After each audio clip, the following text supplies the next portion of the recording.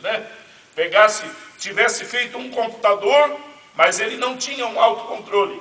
Deus pegou e colocou um chip naquele computador e ele funcionou da maneira como Deus queria que funcionasse. Amém, irmãos? Amém. Então, a ética moral, a base da ética moral, na criação foi essa. Deus não precisou dizer muitas palavras. As únicas palavras que Deus disse para Adão, quando colocou o Adão lá no Éden, quais foram? Olha, de todas as árvores tu podes comer, mas a que está no meio do jardim, dela tu não deves comer, porque se tu comeres, tu morrerás. Única palavra de ensinamento.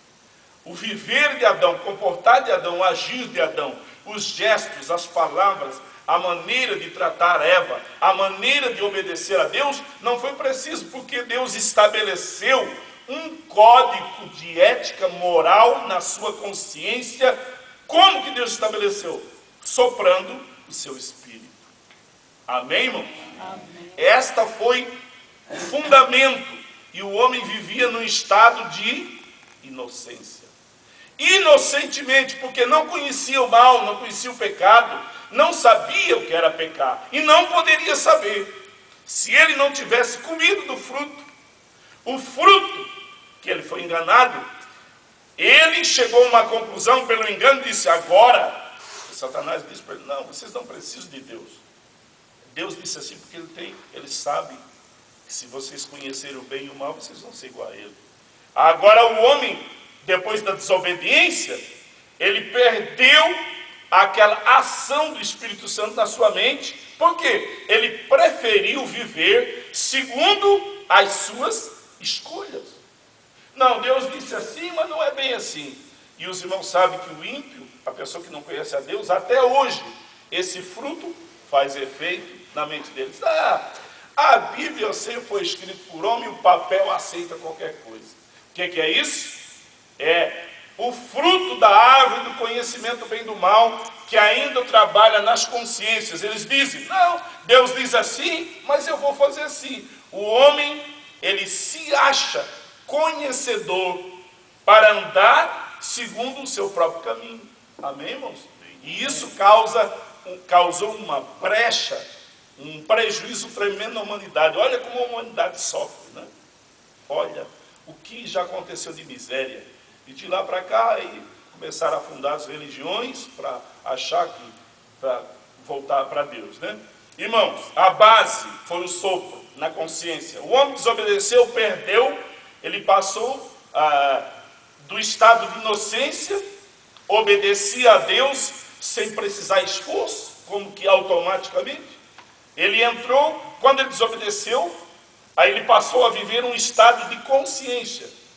Aí o homem achou, ele, pelo engano, pelo erro do fruto, que trouxe esta obra na consciência do homem, aí o homem achou que sabia fazer aquilo que era correto, que é certo para agradar a Deus. Deus, para que ele não vivesse eternamente no erro, Deus tirou ele dentro do jardim do Éden, colocou querubins e uma espada flamejante rodeando ao redor do jardim, para que o homem não pudesse estender a mão e comer o fruto da árvore da vida e viver eternamente em erro, em pecado. Já pensou, como eu já citei aqui, um Hitler vivendo eternamente? Já pensou um Mussolini? Já pensou o espiritismo eternamente acontecendo? Sacrifício aos demônios, pessoas sendo entregues aos demônios, mortas, crianças. Já pensou isso? Existia eternamente? Não. O fruto da árvore da vida, do jardim, só come de volta quem aceita Jesus Cristo de Nazaré, o sacrifício do sangue, e não precisa você estender a mão lá para dentro do jardim, não. É Ele que estende a mão e te leva de volta para dentro do jardim. Amém, irmão? Glória a Deus. Do estado de inocência, o homem entrou para o estado da consciência. E ali foi vindo. Do estado da consciência, o homem escolhia os seus próprios caminhos, começou a desvirtuar a moral da civilização do homem.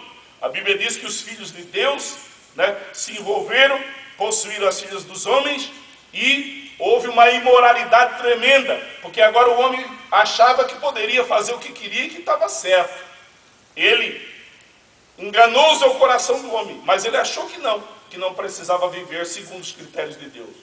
O que é que Deus fez? Encontrou um homem que agradou os olhos de Deus, Noé, mandou construir uma arca, e veio o período diluviano, né? E aí, depois do dilúvio, veio o período pós-diluviano, que Deus chamou daí Abraão. Eu estou fazendo assim um apanhado desde o passado, que nós estamos falando de bases de ética, amém, irmãos? A base Deus colocou na consciência no início. Aí o homem se perdeu, a ponto de Deus destruir com o dilúvio, preservou uma família para continuar a civilização. E depois de Noé, Deus, aleluia, chamou Abraão. E Abraão, obedecendo a Deus, ao chamado de Deus, saiu do meio da sua terra, foi para Canaã. Por quê? Porque de Abraão, Jesus levantaria a promessa de Gênesis 3:15, né? Colocarei inimizade entre tu e a mulher, a serpente, né? E esta, glória a Deus. Agora eu já citei a Bíblia, nós vamos aqui, né? Que viria a nascer então 3:15. Porém, inimizade entre ti e a mulher, e entre a tua semente e a sua semente. Esta te ferirá a cabeça, e tu lhe ferirás o calcanhar. Deus levantou Abraão para, dali da geração de Abraão, levantar o Messias, que ia esmagar a cabeça da serpente que enganou Eva. E que todos resultaram em engano. Amém, irmãos? Aí depois veio o período pós-dilúvio, que foi a chamada de Abraão. Da chamada de Abraão até o êxodo, que daí o povo, através da família de Jacó, foram para o Egito. O povo era orientado e não existia a palavra escrita, irmão. Entende, irmão? Não, era verbalmente, os pais passavam o ensinamento para os filhos, que era patriarcal, né? Os patriarcas, não existia a palavra ainda.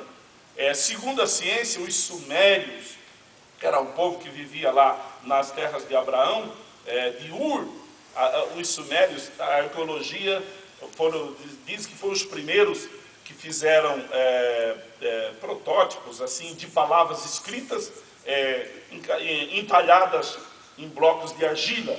Depois de Abraão até Êxodo, a base da ética cristã, ela funcionava pela palavra, os ensinamentos. Deus falava com Abraão, Abraão ensinava Sara, Sara ensinou Isaac, veio Jacó, as tribos, até que o povo foi cativo no Egito, e ainda não havia palavra escrita, irmão, para o povo ler e aprender as coisas de Deus. Não existia.